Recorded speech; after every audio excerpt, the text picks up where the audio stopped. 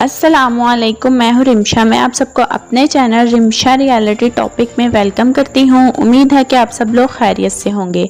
मैं आपको आज की न्यूज़ से आगाह करती हूँ। सऊदी अरब में एक ऐसा शोबा है जिसमें अब गैर मुल्की काम नहीं करेंगे। इस शोबे में सिर्फ सऊदी ही काम करेंगे।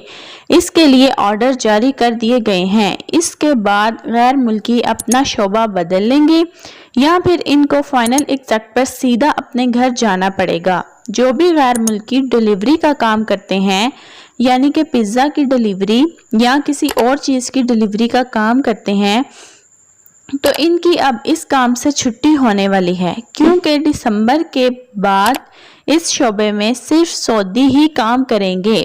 गैर मुल्कियों को इस शोबे में काम करने की हरगिज इजाज़त ना दी जाएगी। जो भी गैर मुल्की सुपर स्टोर या बकाले पर काम कर रहे थे, अब इनकी जगह सऊदी ही काम करेंगे। सऊदियों का एक मेन मकसद यही है कि हमारे मुल्क में सिर्फ सऊदी ही जो आसान काम है वो करें, और जो मुश्किल कामों वाले शोबे हैं वही गैर मुल्कियों के लिए छोड़े जाएंगे। तो ये थी आज की हमारी छोटी सी वीडियो।